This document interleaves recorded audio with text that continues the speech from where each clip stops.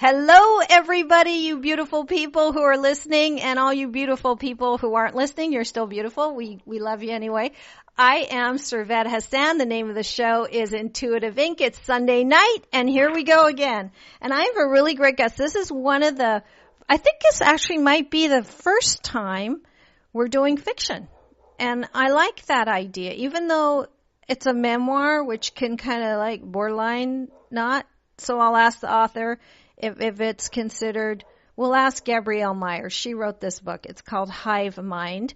And she's also an English teacher and a writer, and she is a chef, and who's currently living in Sacramento Valley of California over here. So at least we're on the same time zone. So I thank you for being with me. You worked as a chef in San Francisco in the Bay Area, right?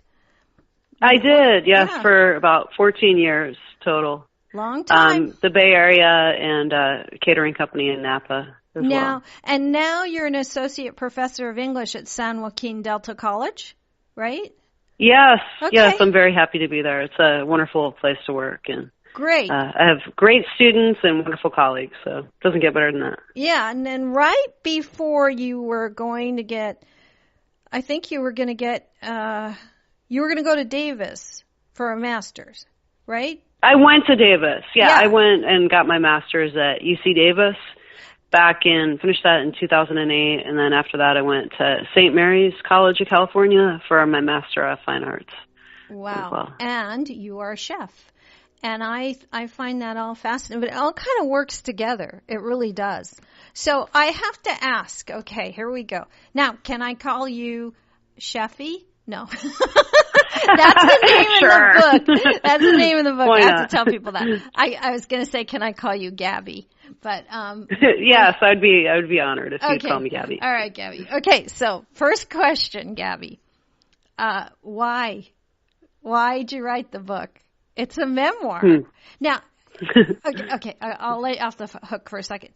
Is it part fiction or is it all for real? Well, that's a good question. Mm-hmm. I wrote it mainly because I was driven to. I was kind of haunted by what happened on the farm and, haunted, I guess, by what happened with my mom. And I had to write about it and remember it and, I don't know, sort it out and, I guess, remember it too. I wanted it to be marked in time, that period of my life. It felt really important to do that and to also share it with others too. So hopefully, other people can, share their stories that are similar and, feel connected with it in some way.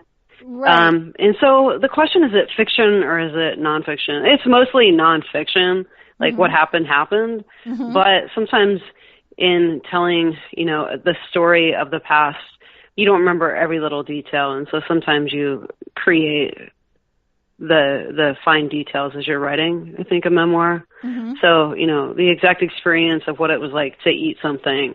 Well, I don't honestly remember that, or every single word that somebody said that I was having a conversation with. Like, I remember the general gist of it, but I don't remember the exact words. So that is, I guess, where the creativity came in terms of describing it, where it maybe perhaps crossed the line between fiction and nonfiction. Well, I think that's smart. I do, Gabby, because really honestly, remember the guy that wrote that book, A Million Pieces, I think it was called? I do. And it was he got a lot of flack for that. It was a brilliant book, and he was on Oprah, and it was all, but he did not call it fiction.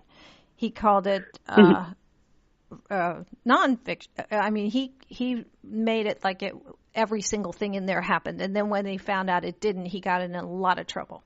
So he did, yeah. And it was a shame because it was a really good book. So I think it's smart to do it the way you've done it because there's some really intense things that go on for you.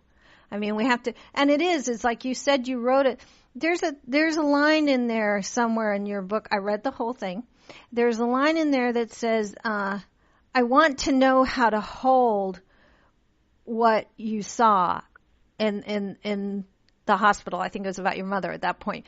But that's kind of an interesting point because it is how we hold things and process things. And then the stories we tell ourselves about those things that kind of turn us into who we are, even if that's not who we are, if that makes sense. It makes a lot of sense. Yeah. Okay. All right. And I think that we're never done trying to figure out how to hold things that matter to us, or that are, what's the word?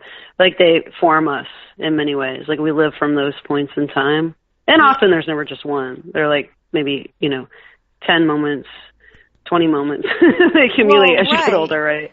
But we're always kind of, I think, figuring out how to sort and hold them. And there are always two placed in the context of the next big experience that happens and how we process that. Right. And I'm a deeply spiritual person, and all of my books are based around spirituality and intuition and all of that kind of thing. And I've been teaching it for 100 years at least, I'm sure. And anyway, I was in Park City, I think, which is not Utah, which is someplace I don't normally go, but I happen to be there for something, for business. And I was in this quaint little, very spiritual, cute store, and they had magnets. It was obviously for tourists, but they had these little magnets that you could buy for your fridge, and there was one with a guru on there, illuminated and everything, and her finger in the air, and it just said, "Let go of that shit." And it just blew me away. I started cracking up all by me. So no, it is true. Sometimes let the shit go. Yeah, let the shit go. So it was like sometimes you have to. Okay, so let's start at the beginning because an hour is going to go really fast. You went to a farm, and I believe it was Vacaville.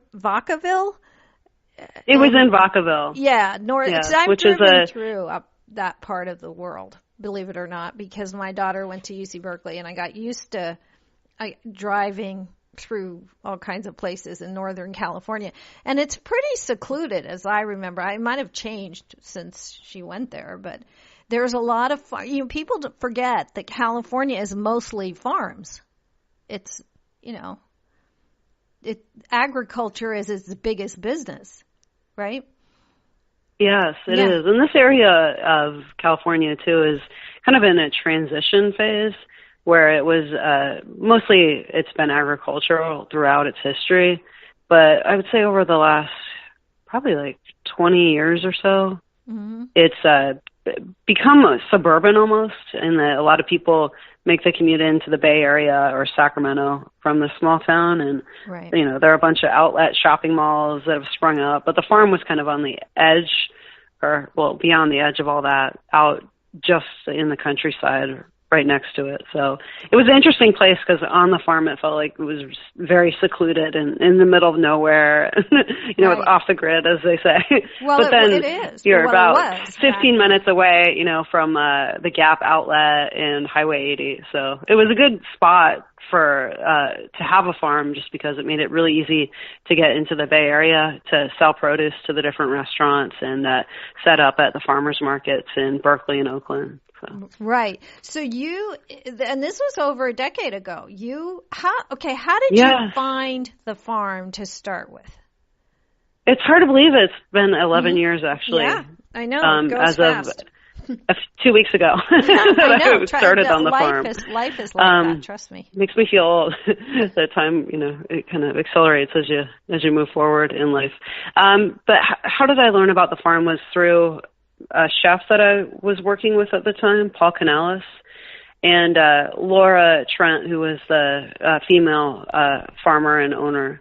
She would provide vegetables, mostly like tomatoes. We would get single tomatoes from her, and then prune plums from her farm at the restaurant that I was working at, Oliveto. And I asked my chef, does he have any farmer to recommend? I need a break from cooking full time, and I'm going to grad school.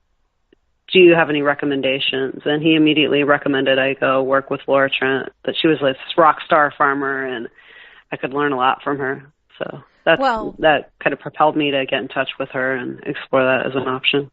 Right. So you were kind of like interning or apprenticing, I guess. What would be the right word? Yes, it was called an apprenticeship. I'm not sure. Really, I'm not sure of the difference, but I learned from her, and I worked on the farm for room and board and a small stipend. So. Right. Well, and you were writing at the same time, right? I was. Or did you do it later? Yes, I was. I had made the decision that I wanted to pursue writing as a major part of my life. I didn't know I could turn it into a career. At that point, I didn't have any experience in teaching, so I didn't really know what it would turn into, but I knew I wanted to write and that it was my passion, and I would be full of regret if I didn't pursue that. So I gave up working in the restaurants to go to grad school. And at the time I started at the farm, I knew I had gotten into Davis, so I had that kind of lined up. But it was mainly just kind of like taking a big dive off a cliff to see what would happen. And I started, I would write poetry when I was on the farm mostly. I had pursued poetry for a few years at that point, but I always kept a journal, and I've been keeping a journal, although I've been not so good about keeping it over the last few years.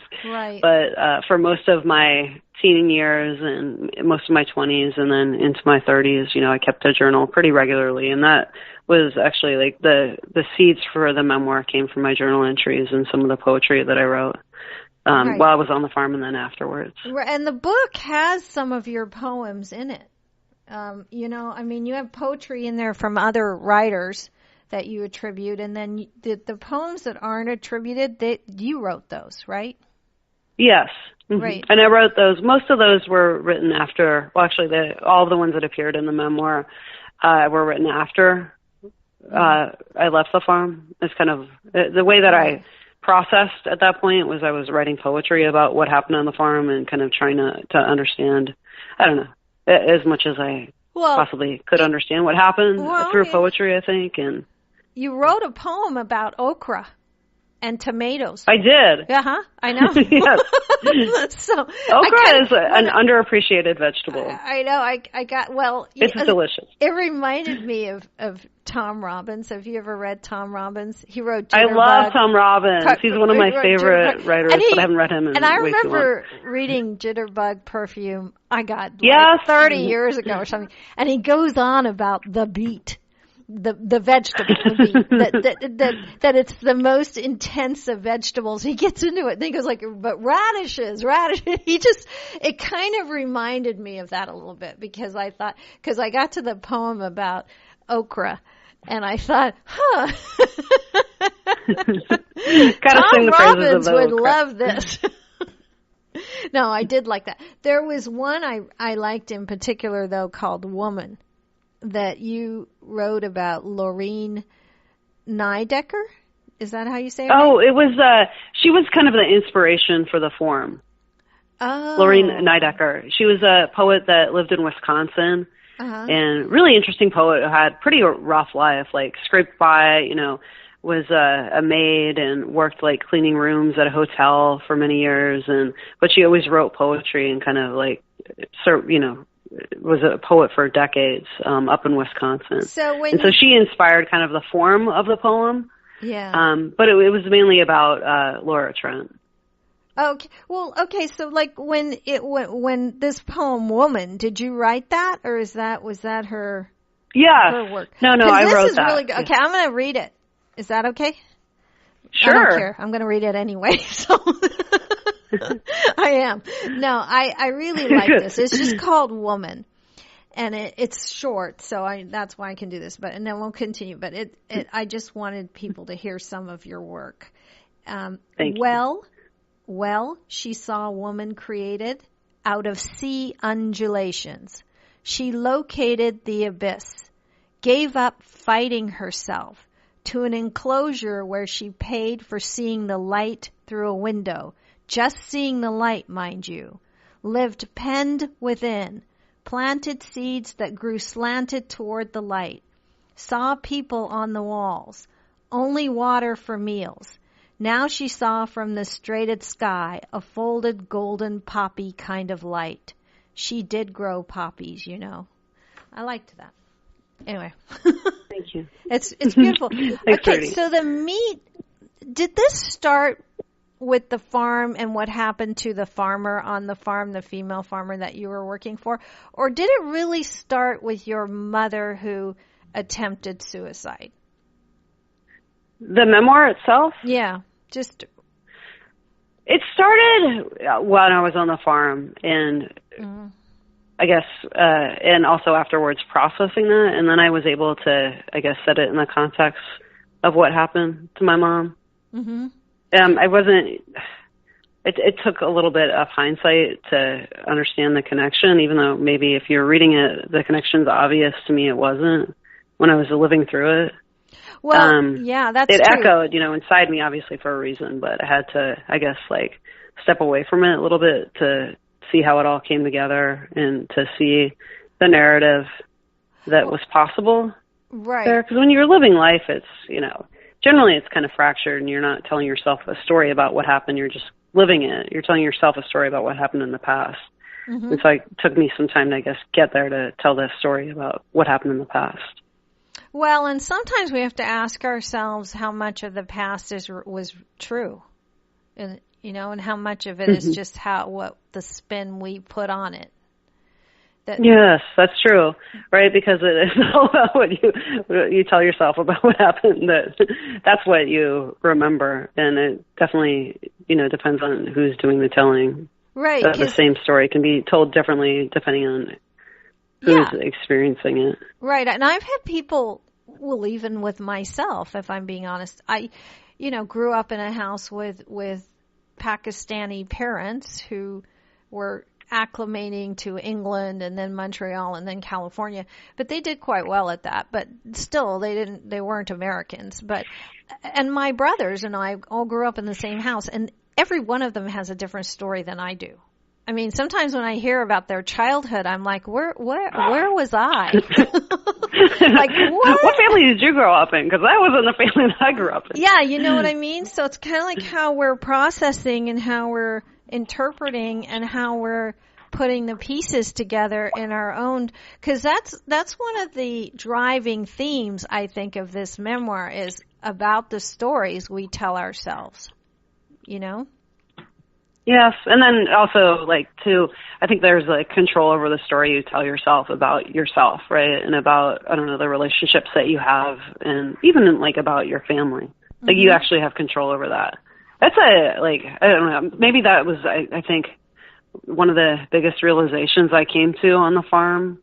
And as I was thinking about what happened on the farm is the power of that story to transform our lives. Right. Well, I mean, for people who haven't read it, I want them to buy it, so I don't want to tell them everything, but there was a lot that happened on that farm, and the whole business of first your mother committing suicide and then the farmer actually doing it successfully is just got to be mind-boggling. Like you said, it's not easy to process that kind of stuff, especially when how old were you when all of this was taking place? Can I ask?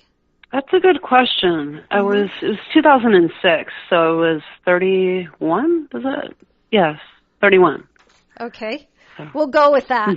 But it's funny. No, I'm at the age where I forget about my age. To count back. Okay, I was born in 75. You're not that age yet. When you get to be my age, when I was born in 1958, and people are like, "What?" It's that's different. So I have to say though, 31 is still kind of. You think you know a lot and you don't really know. I didn't really come into my own, and now you can actually tell me if I'm right or not. I didn't come into my own at all until I was 40-ish. Yeah, I feel like I've actually just started coming into my own over the last, year and a half to 2 years. There are moments of it, each year you feel, I guess, more, in yourself and confident in yourself and, maybe able to, I guess, function in the world with a certain level of confidence. But I feel like I'm just over the last 2 years really gotten to know who I am and what I want out of my life and out of my relationships. So. Right. Well, that's called living life. Yeah. It is. Yeah. It's a process. It's a process. Helps. It's it's not going to come. I hear about people that just don't have to struggle with that, and I don't know who they are. I don't either. I think once you start talking to people and you open up about that, then they open up about that, and I don't know, that false assumption that people, were born 18 and they knew everything kind of goes away. Yeah, that's true. I think everybody has their own challenges, no matter what they are. But one of the things I learned when I did come into myself is one of the things you talk about too is losing the I part of things. I am this, I am that. You talk about that in the book, right? Remember? I do. It's funny. I do, yes. When I was hiking in Lassen, that's when that kind of mantra came into my head. Yeah, lose the I. Mm-hmm. Because that's not the I, it's not the big I, it's the little I. It's the little I of who you think you are, not the big I, which is your spiritual being here to grow your soul, I think that's what I got out of that. I also got that I should never eat a lamb taco. Definitely not. Not out of a Dorito bag, right? No, I mean, that was just you won an award for the lamb you made. I think it was a contest of some sort, and you were... It was a grill-off. It was a rack of lamb with a mint salsa verde. Which is fun, and that's making me hungry right now. I could use a big rack of lamb. And you won like $500 for that. So I was like, okay, good girl. There you go, So not bad, huh, for 2 days of work, right? No, so you have this love of cooking, but if you're a vegetarian, it'd be hard to read the book. But otherwise, it's like you have this real feel for food. That's what I love food, and I love eating, and that's really where the basis for me. And then working in restaurants, so you can't help but think about where your food comes from and why that matters, and feel connected to it. And I feel like once you, cook for a few years in any kind of environment, and you have that intimate connection with the food, it's always in you. It doesn't go away, even if you end up doing something else, for your bread and butter. It's a part of how you exist on a day-to-day basis and what you enjoy in life and the kind of the bliss you find through eating. Right. Well, you talked about somewhere at some point there were questions of the day while you were on the farm between you and the farmer herself, and they called you Chefy. And there was another girl there they called Baker because she was the baker. Yes. And she also made something incredibly, I wish I could taste someday, called basil ice cream. And yes, that was the off the hook, as they say. Yeah. It was so good. There are no actual recipes in the book. Do you? No. No. So I know, but would you ever do a cookbook? I actually wrote a cookbook that I'm trying to get published. Good. It's a seasonal grilling cookbook, so it's a grill book that's based on seasonal recipes. So rather than tri-tip and corn and, roasted or grilled eggplant with basil, it really features the recipes from the season. So what would you grill in the winter in January? What would you grill in the spring? What about the fall? And also summer recipes. And so kind of thinking about using the ingredients that are at their peak in each season, but featuring them on the grill. So I'm actually looking for a publisher right now for that. If anybody is listening is interested. Yes. It's a fully developed book, so I'm just trying to get it out there. Do you have a name? The kind of grounding for that came from my blog, which is GabrielleMyers.com. They're gluten and dairy-free recipes. And so kind of working on that blog made me think of the seasonal grilling cookbook and get excited about that. So is that the name of it? Is it going to be called Seasonal Grilling? It's called The Seasonal Grill now. The Seasonal Grill. Okay, people out there that are publishers or know them. It's just a good thing. Yeah. I'm also going to spell your name for them because you said GabrielleMyers.com. and it's GabrielleMyers.com. So, yeah, but I was almost expecting to see a few recipes in there, but you kind of edged around that, and you kind of, because that's not what the book was about. And so I'm glad you did a blog and that you are doing, that you've already done a cookbook. But the way you talk about food is enough just to, even, you get a feel for the food and how you would prepare it, just not, you're not skipping over it completely. It's just, you're just not getting into like half a teaspoon of salt or something. Do you know what I mean? Mm-hmm. Right. Yeah. I liked that. I thought that was okay because this is a memoir, but I thought you have to do a cookbook now. So. Oh, thank you. Yeah. Thank you. Are you going to keep doing that? Yeah, when I was on the farm, I fell back in love with food and cooking. Mm-hmm. I worked in the restaurant industry so long, and at that point in my life, I was just exhausted and burned out from the long hours and the fast pace. I was at a restaurant that was pretty busy all the time, and it was a great place to work. I mean, I don't regret a second of it. I had wonderful coworkers, some of the best bosses anybody could ever ask for. But I felt like I needed a break from cooking, that I was as passionate as I felt like I should be about doing it. So I went to the farm kind of to search that out, but also to reconnect to the joy I felt in my childhood being outside. There's something special about, I think, working outside and feeling the seasons inside of your body, which is really different than when you're working inside all day. You don't have that kind of, that sacred connection to the earth and to the soil. And so I was kind of seeking that out and seeking to fall, I guess, back in love with food and cooking on the farm. And I found it when I was there. There's nothing like, reaching into the soil to pull out an onion and still feel the heat from the sun on the onion skin and slowly peel it off and slice it up and cook with it and then eat it within, 15 or 20 minutes later. And that is amazing, that experience. Or plucking a sun gold straight from the vine, still warm in the sun, and popping it in your mouth, right? And all the sweet acidity that plays on your tongue. Wow, and feeling that and feeling the heat, as you're out there sweating and lifting. Yeah, it was hard work. It's a wonderful way to be. Yeah, it was hard work. It was a 22-acre farm, right? I mean, it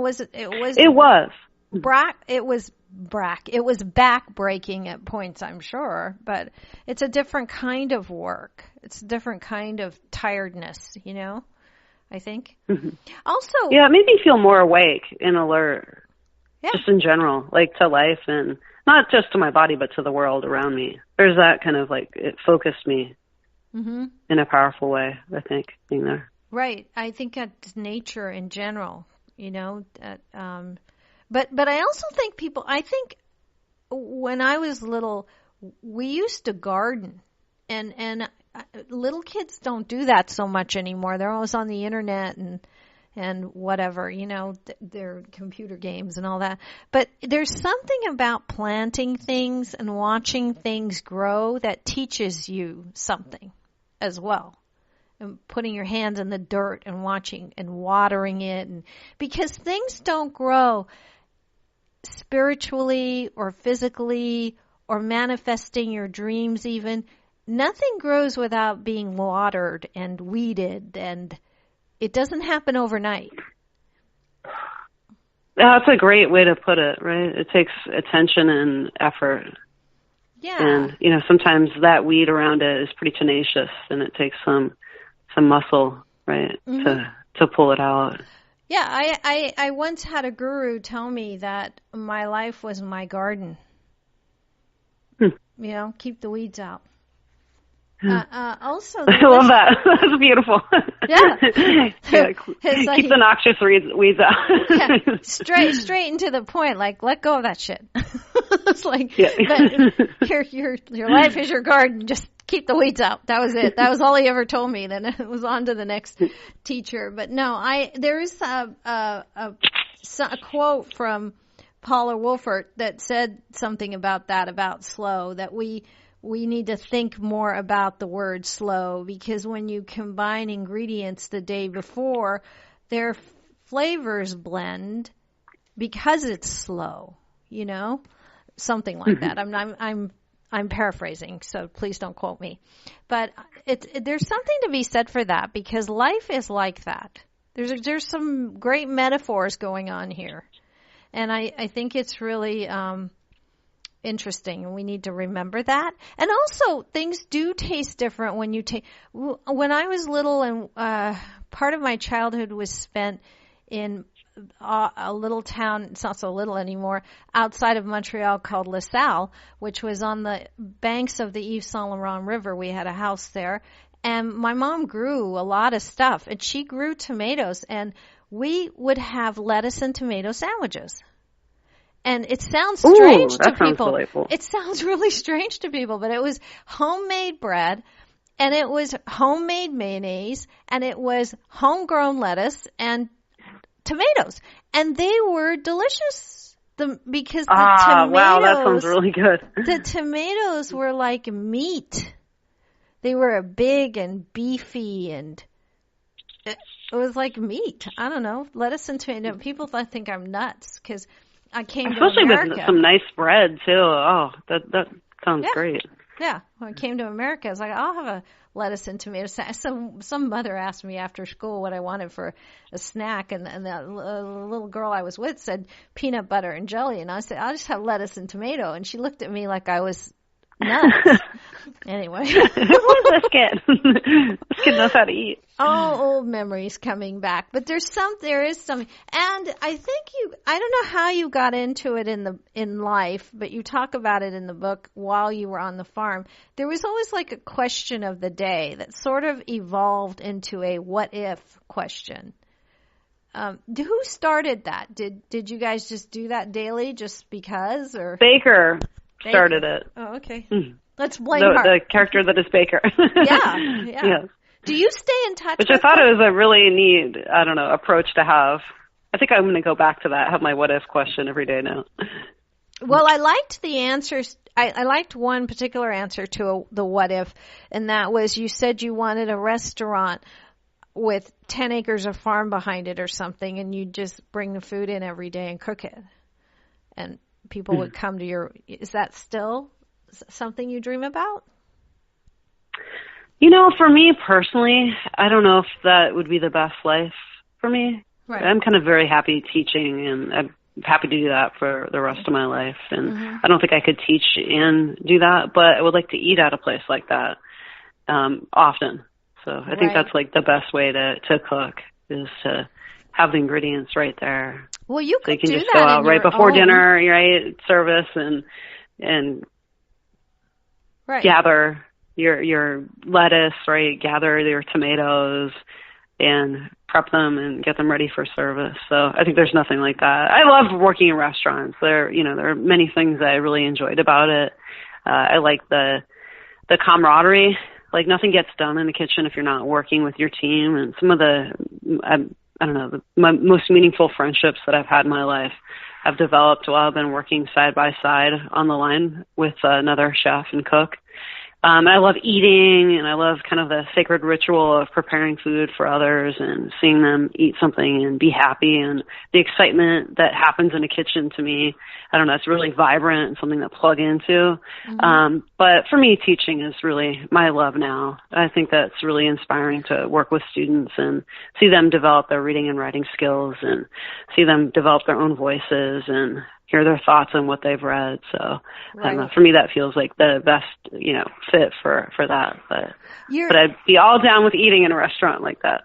Well, you could do, you don't have to go to a restaurant for that. You can grow your own food. I think that should be sort of the new wave of the future, is that we're sustaining ourselves, I don't know how possible I think you're right. It is, I think it'd be really wonderful, yes, if we all had a little garden that we could grow at least most of our own food, right? Or at least do that, on the community level, so we're really connected with the food that we eat, and we know what's being put into the soil and what's being put on the plants, and we know it's safe and we have control over it. I think that is a wonderful kind of goal for us all to have. And isn't there a place in Oakland that rooftop farming, or it's quite popular. It's becoming quite popular where these rooftops of these buildings that are doing nothing, they're turning them into little mini farms where they grow their own urban food. gardening. Urban farming, really. Yeah. I mean, so there you go. I mean, and if you have a nice garden, you can grow whatever you want. So I don't know if you'll have chickens like your mother, but there were chickens on I the probably farm. won't. I did when I was I used to live out in a place called Dixon, California, which is like suburban enough that I had 2 chickens there, but not where I live anymore. But I would get to go home and visit my parents, and my mom has chickens now, and she has cows, and right. Okay. So yes. We have to ask about that. Not about the chickens and the cows, although that's good. But I have to ask how your relationship is with your mother now. Did she read the book? Oh, yeah. She was one of the first people that read it. Good. And it was through her support, actually, that I found my way to an agent. So through her support and then through my aunt's support, really. Mm-hmm. So that you went ahead and did it. Yes. My relationship with my mom is wonderful. You know, I'm a very lucky person to have her in my life. She's one of my best friends, and, you know, she's been through a lot, but she talks about what she's been through, and she's honest about it. And, you know, we're not perfect. Nobody in my family is perfect, and we all admit that. We're all very, you know, honest with each other about that, but we all love each other very much and, you know, accept each other for who we are. And I'm really proud of my mom. You know, she hit a really low point in her life, but took a critical look at what she was doing and, you know, took her some years of self-reflection, but she's on, you know, she's been on an incredible journey since she kind of gave up some of the stuff that was kind of killing her, really, to be honest with you. And I couldn't be more proud of anybody. You know? And she has the biggest heart of anybody I've ever known. Like, she's just, you know, whenever, like, my sister, or whenever I go through a hard time, you know, she's out here, coming all the way from Virginia, all the way out to California, you know, to be there for us as much as she possibly can. And she's a tough lady too. She's 73, but she, you know, is lifting heavy things and out working all day in the fields. So she's, you know, a tough 73-year-old. How long has she been sober now? Since 2004. Wow. So good for her. It's been a long time, yeah. She's, you know, she went to rehab, which was really helpful, but she's also been a part of AA consistently throughout her years of sobriety, and that's really helped her, that connection, I think, to the group. And she has a strong friend base, and they kind of, you know, look out for each other and contact each other if they're worried about, you know, what's happening in the other's life. I'm a big fan of AA, if it's working. I know a lot of people aren't, but I think it's almost sort of like, I equate AA to, because I studied that. I did the 12 steps. I think everyone should do the 12 steps, even in high school, just because I think it's good. You can gain so much insight in terms of, I don't know, yourself, but also how you interact with the world and others. And it's kind of, I think the steps are humbling, and I don't know, like everyone's, you know, welcome to be critical of whatever they want to be critical of, but if something is working for people, then hey, all the power to them. So whatever works for somebody, you know, if it doesn't work for them, then but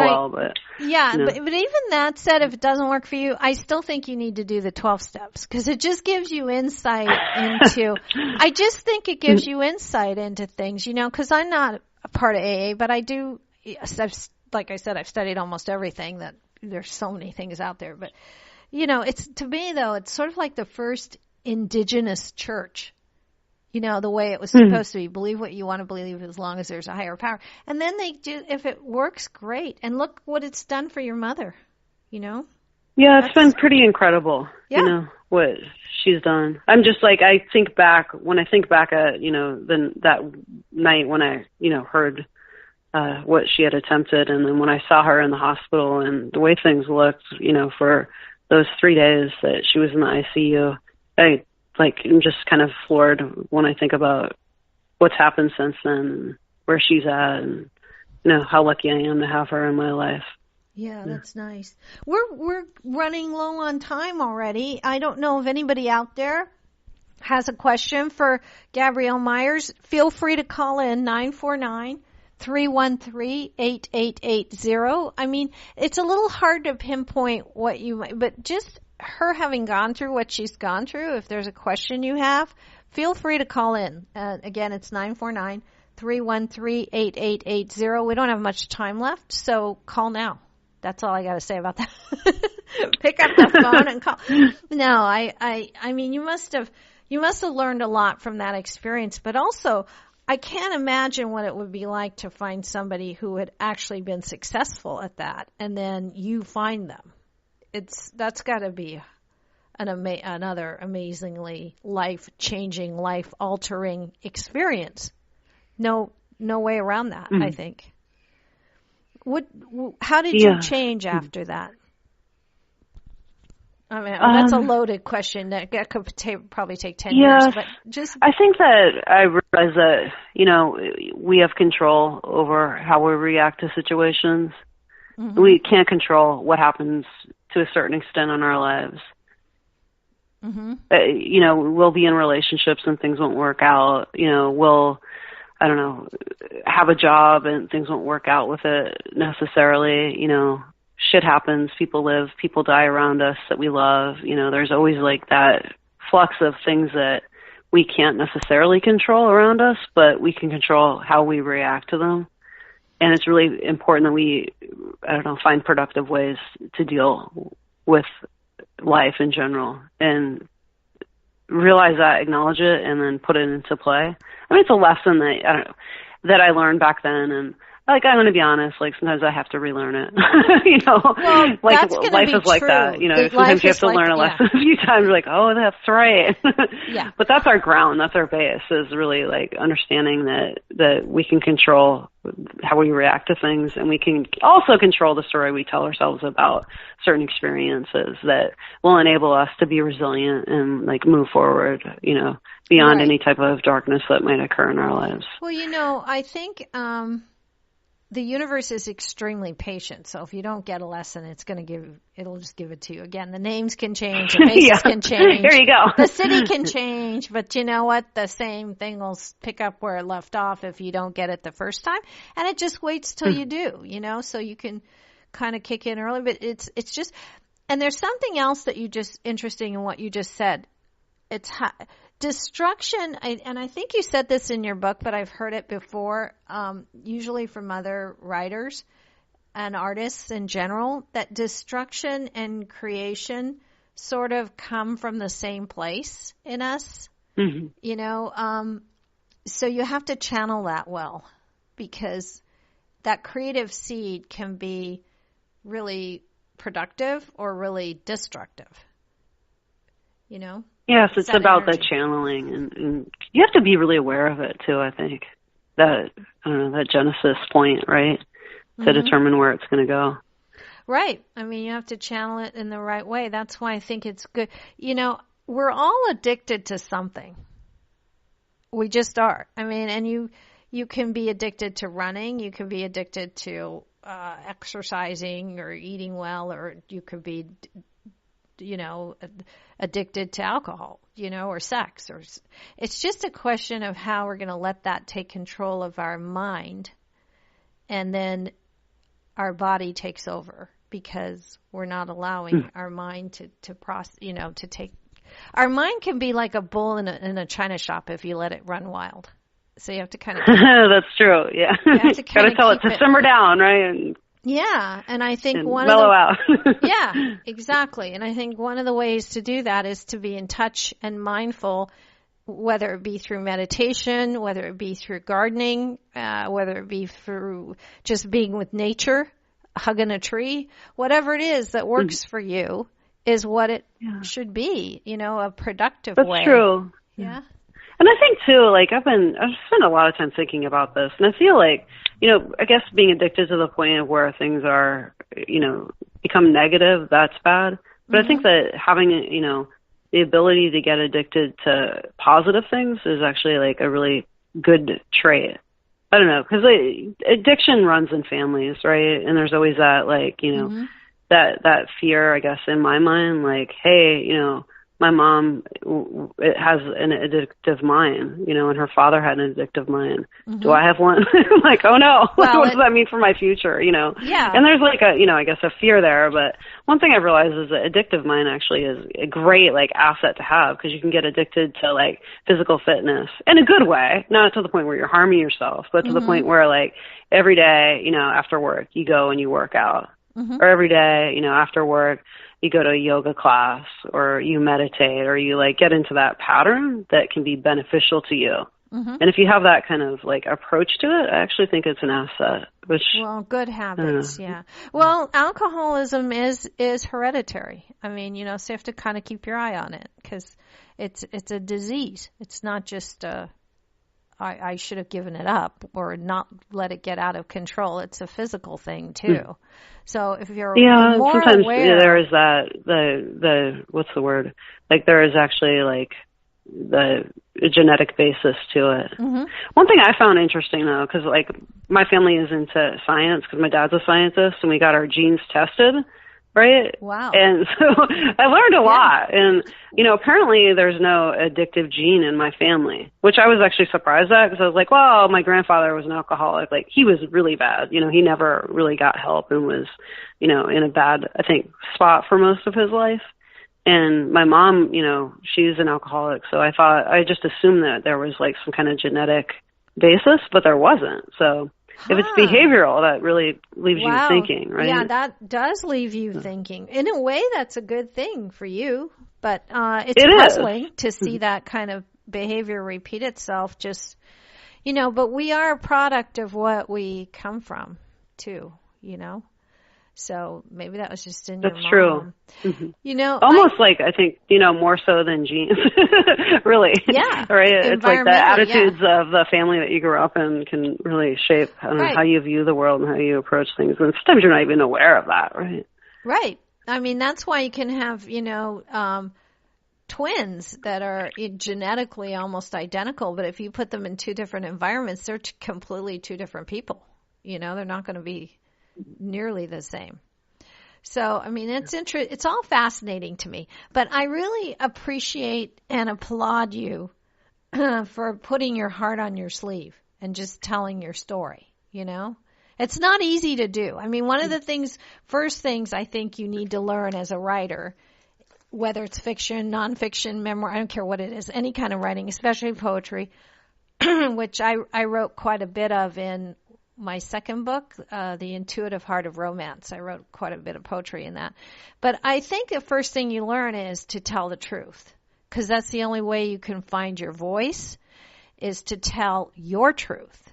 And you did. I mean, you were brave enough to talk about, when you were younger and smoking weed and drinking and, had a scary encounter with a guy, that kind of stuff. Not all of us are brave enough to put that down in a book. Sometimes I still blush too when people say, "Oh, I've heard about your book." I'm like, "Oh no, what are they going to think about me when they read my book?" Right? Well, but I felt like I had to do it. I had to tell it, so I didn't really have another choice. So, in a way, people assume what they want to. But who cares? I mean, we don't care about it. Yeah. In other words, I would give it to somebody right before you date them, and if they didn't like it, I would say, "Good, we found out now. Bye." Yeah, it probably wouldn't be a good fit then. And if on the other hand, you can't help it. I mean, I'm not even writing about my life, but it's going to come out in my books. If you read my books, you're going to find out about me. There's no way around that. So and I've been to hell and back more than I care to admit. So I know what that's like. But it's like if someone starts to judge me on that, then that's okay. That's your opinion and you're entitled to that. But see ya. Doesn't mean I have to have lunch with you, right? I don't, and if that's not so, but it's made me who I am, and everything that's happened to you has made you who you are. Mm-hmm. Right? At some point, you get to a place in your life where you can look back at all of this and you wouldn't change a hair on a person's head because you knew it would somehow take away from what you have become.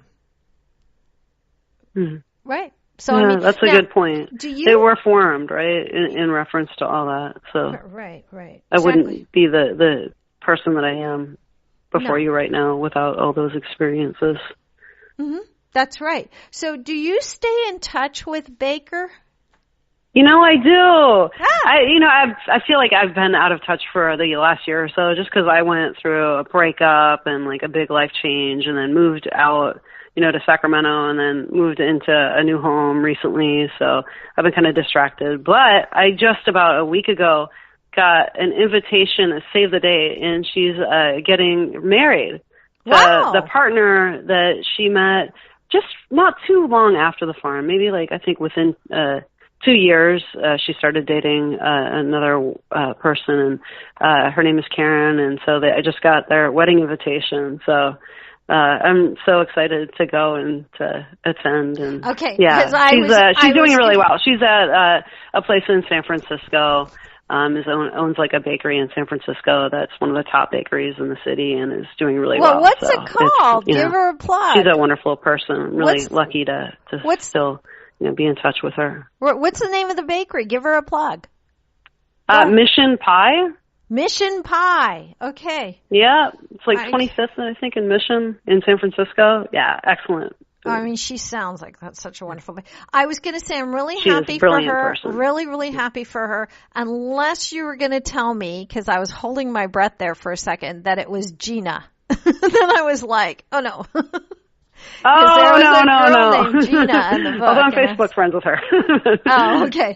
All right. Well, there you go. So life goes on, I mean, it does, yeah. It's neat to think about, I fixed that point in time, right, when I was living on the farm, and there are a couple entries from after that, but, it's interesting how things shift in life and how we continue to grow and develop in reference to new experiences, so.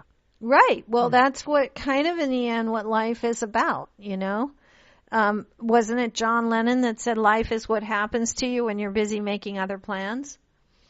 Yes. It's true. It's true. So, we kind of go on. And I really have a good feeling about your cookbooks, too. I mean, I love Hive-Mind, but I really think that you should continue to write. I hope you will keep doing that no matter what. Thank you. Thank you. I will. And I hope you as well. I do. I nobody called in, but I'm not surprised because they'll have 50 questions later. It's like the kind of conversation that you listen to, and at the time you'll never think of what you want to ask, but I'll get emails and things later like, oh, I should have asked her this, I should have asked her that. So if people have a question, can they reach you? I mean, they can. Through your website or through my website. There's a contact form, and I would love to hear from people. Great, and it's GabrielleMyers.com, GabrielleMyers.com, and your blog is on there as well, right? Yes, it's a dairy and gluten-free recipe blog. See, that's awesome, and it features seasonal recipes. So I'm actually working on a lamb pulpatini recipe. So they're like small lamb meatballs with oregano and green olive aioli. Mm-hmm. So kind of nice summertime appetizer. And I just posted, it was bacon and rhubarb and pink lady apple relish. That is wonderful on a steak, like a grilled steak. So. Oh, yum. I'm hungry. No, that sounds wonderful, though. And I love the way you're doing the seasonal thing because these are things people can grow and then cook at those times of year because everything has its season, right? Exactly. Including us. Mm-hmm. So, and that's when you should eat it, right? When it's ripe and delicious, right? Right. No, and I like it when restaurants do that too, because I have a few favorite restaurants, especially in Laguna Beach, and I'll go there and ask for something, and they'll say, not anymore. That was that season. Too late. You have to come back later for that. So, I mean, that's kind of cool too. I like that. So keep doing what you're doing. What do you see in you're just going to keep teaching, keep writing, keep teaching? Yes, I hope to teach, for another 30 years. Okay. So, and writing as well. So I'm going to have some creative time in the summer. So continue to work on recipes, get back into, I think, writing a little nonfiction, and some poetry. So. Right. And then the poetry is wonderful because there's some I read one earlier and there's more in there and like I said, there's a poem about okra. So how can you and a tomato. So and tomatoes, yeah. And tomatoes, and they're good. And I learned a lot about certain vegetables that I knew nothing about. So, and I think there was something growing, and you said it had grown I want to say a child, but that's not what you call it. But it got too big, and I was like, oh yeah, I know that. So I'm rambling now, but I learned a lot of little trivial things about food that you couldn't help let seep in there just because it was part of who you are. I think that's awesome. Thank you. Well, I thank you for joining me on a Sunday night. Now, is the book also on your website? It is, yes. There's a link to Amazon. Basically, you order it through Amazon. Okay. And so there's a link from the website. Actually, I think it's like right on the homepage that you can click on to go purchase the book. Okay. Well, we only have a minute left, but I have to ask, and then I have to let you go and kind of sign out and all that. But why did you call it Hive-Mind? I called it Hive-Mind because it goes back to a conversation that I had with the farmer when I first met her. Yeah. And we were working underneath sweet peas right before the rains hit. And the idea behind it is, well, it emerged through this conversation, but the idea behind it, and I guess the key question is, can we give up ourselves enough to work together for the greater good of a community? And I don't know, is that even possible? It was a question that I had, I guess. Right. Or are we so kind of entrenched in ourselves as individuals that we aren't capable of that? I don't know. It was a question that I had, and I guess the book asks that question. I don't think it ever answers it fully. It just kind of turns the question around and around. Right. Well, I like it. So it's all good. Thank you for joining me, Gabrielle Myers, also AKA Chefy. The book's great. I encourage everybody out there to get it. It really does give you some pause to think about your own life and what's going on and what the meaning behind it is. And like I said, it's not about bees, but it is about beingness. So thank you again, and I appreciate you being with me. Take care. Thank you, Servette. Have a wonderful evening. You too. Bye. What a great talk. I love her. The name of the book is Hive-Mind. It is a memoir, and it's really good. So pick it up if you can. Go on our website. Again, it's Gabrielle Myers, Gabrielle Myers, MYERS.com. My website is servettehassan.com, SERVETHASAN. All of these shows go up on YouTube. All my past shows go up on YouTube, on my YouTube channel, the Servette Hassan channel. You can also reach me at servettehassan.com if you have any comments or questions or need to reach me. I will start blogging again soon. I am doing workshops again after the summer, and I'm going to do some online. And there's all kinds of things planned for the future, including new writings and all of that, all coming up. And we'll just keep you posted. Time runs away, we have to remember what John Lennon said. Life is what happens to you when you're busy making other plans. So plan your life carefully because, it goes quick. Time is precious. And do what you need to do to be you, because being you to the full is what's truly beautiful. And that is what brings you everything you want, being your authentic self.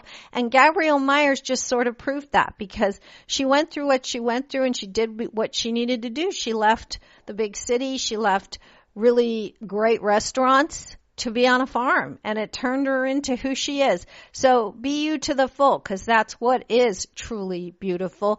Good night, everybody, and tune in again next week. We've got another great show. It's Mother's Day, and it'll be a fun show. Take care.